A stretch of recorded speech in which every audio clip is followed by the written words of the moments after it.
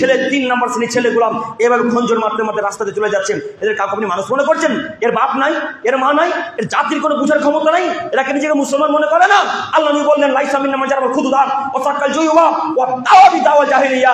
এই পৃথিবীর মানুষ তোমরা মনে রাখো, যারা চোখের পিঠে খঞ্জর মারে, যারা মৃত্যুতে জামার কাপড়কে ছিঁড়ে ফেলে দেয়, যারা চোখে নিজের বক্ষস্থলকে আঁচড়ে ছিঁড়ে ফেলে দেয়, তারা আমার দলের, আমার উম্মতের অন্তর্ভুক্ত নয়। এ কথা মুহাম্মদ সাল্লাল্লাহু আলাইহি ওয়াসাল্লাম বলেন। হাদিস সহিহ মুসলিম মিসকাত।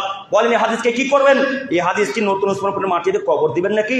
এই হাদিস রাসূল সাল্লাল্লাহু আলাইহি ওয়াসাল্লাম 1400 বছর পূর্বে বলেছেন, যারা চোখে বুকের কাপড়কে ছিঁড়ে ফেলে দেয় তারা আমার দলের অন্তর্ভুক্ত নয়। এরা যদি তওবাবিহীন অবস্থায় মারা যায়, এরা কেউ জান্নাতে যাবে না।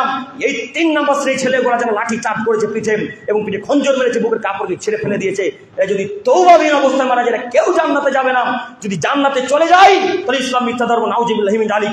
ইসলাম মিথ্যা ধর্ম নয়, ইসলাম চূড়ান্ত এক সত্য ধর্ম, যে একজনের কথাতে চলে, তার নাম মুহাম্মদ সাল্লাল্লাহু আলাইহি ওয়াসাল্লাম। তিনি বলেছেন, যদি কোনো মানুষ, একটা মানুষ যদি বুকে পিঠের কাপড়কে ছিঁড়ে ফেলে দেয়, তাহলে সে জান্নাত যেতে পারে না, সে আমার দলের অন্তর্ভুক্ত নয়। আপনাকে অনুরোধ করে যাচ্ছি, সারা পৃথিবীর মানুষকে বলেন যে একটা হাদিস খুঁজে বের করে যে মহরমে পিঠে খঞ্জর মারা যাবে, বুকের কাপড় ছিঁড়ে ফেলে দেওয়া যাবে, এরকম কথা যে কেউ যদি প্রমাণ করে দিতে পারে, আর কথা বলবো না ইনশাআল্লাহ।